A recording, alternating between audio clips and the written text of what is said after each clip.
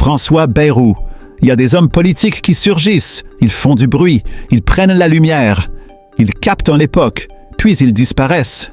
Et puis il y a François Bayrou, un homme qu'on a annoncé fini, affaibli, dépassé, isolé, mais qui, d'une manière presque incompréhensible, a toujours trouvé le moyen de revenir. Pas forcément au sommet, pas toujours sous les projecteurs, mais toujours là. Et au fond, c'est peut-être ça qui rend Bayrou aussi fascinant. Il n'a jamais été l'homme le plus puissant de France, mais il a traversé les époques comme si le pouvoir n'arrivait jamais totalement à se débarrasser de lui. Alors une question se pose, François Bayrou, simple survivant politique, ou homme que tout le système a trop vite sous-estimé? Tout commence le 25 mai 1951. François Bayrou naît à Bordère, dans les Pyrénées-Atlantiques, un territoire rural, un univers plus enraciné, plus sobre, plus lent que les grandes machines parisiennes.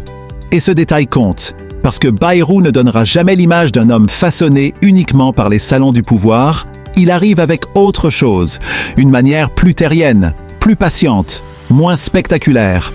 Et dans un monde politique obsédé par la vitesse, ce genre de profil paraît souvent secondaire. Au début, mais seulement au début. Très tôt, Bayrou suit un parcours sérieux, fait des études, s'intéresse à l'éducation, à la culture, aux institutions et s'engage progressivement en politique. Il rejoint une famille politique centrale dans l'histoire française, le centre. Et ça, ce n'est pas un détail technique, parce qu'en France, le centre a toujours été une terre étrange, une terre floue pour certains, une terre stratégique pour d'autres. Un endroit où l'on peut paraître faible, jusqu'au jour où tout le monde a besoin de vous. Et François Bayrou va comprendre cette mécanique mieux que beaucoup.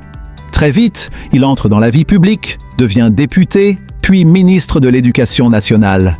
Une fonction importante. Et déjà, on perçoit quelque chose chez lui. Bayrou ne parle pas comme un homme pressé. Il parle comme quelqu'un qui veut durer. Et dans une époque où beaucoup construisent des carrières éclairs, cette manière d'avancer paraît presque démodée. Mais parfois, ce qui semble démodé aujourd'hui devient une force demain. Au fil des années, François Bayrou construit une image particulière.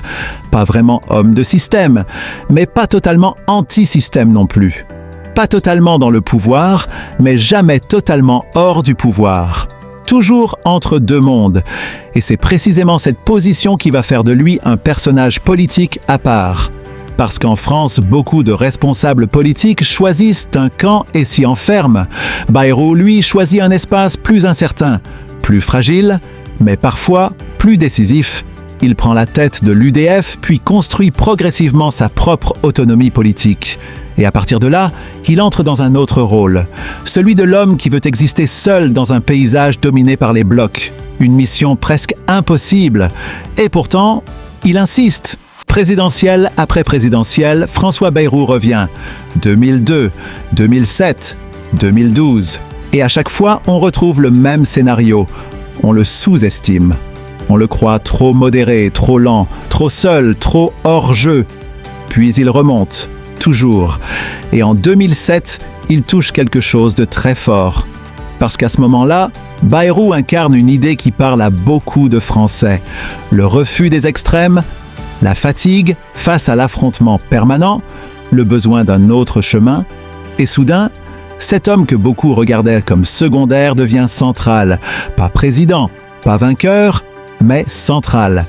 Et ça, c'est toute la singularité de Bayrou. Parce qu'il n'a pas forcément besoin de gagner pour compter, il suffit parfois qu'il soit là au moment où le système se fissure. Et c'est exactement ce qui fait sa force. François Bayrou n'est pas l'homme du coup d'éclat, il est l'homme de la durée, l'homme qui attend, l'homme qui observe, l'homme qui survit.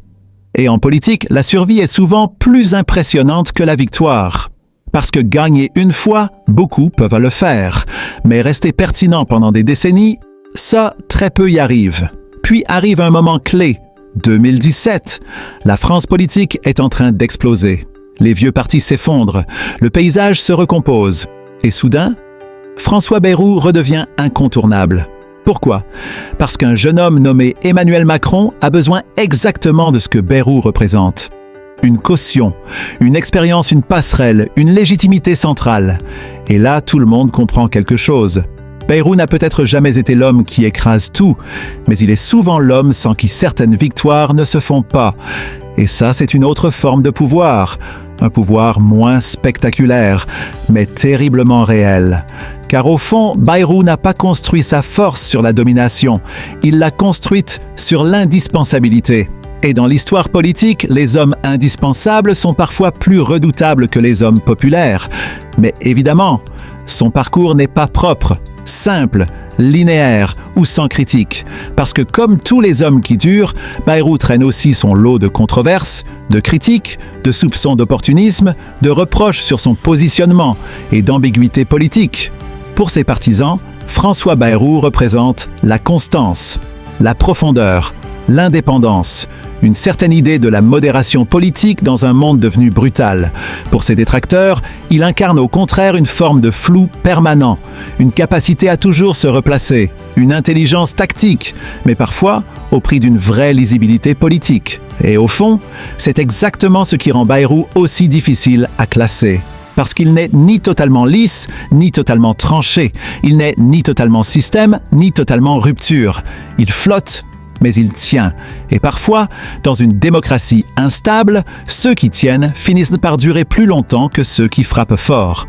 Aujourd'hui, François Bayrou reste une figure que beaucoup continuent de regarder avec un mélange étrange de scepticisme et de respect. Parce qu'au fond, même ceux qui ne l'aiment pas savent une chose: il est encore là. Et ça, ce n'est jamais anodin. Car la vraie question sur François Bayrou n'est peut-être pas: a-t-il déjà eu le pouvoir suprême?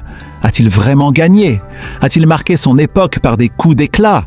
La vraie question, c'est: comment un homme qu'on annonce régulièrement dépassé parvient-il toujours à rester dans la partie? Pourquoi revient-il toujours?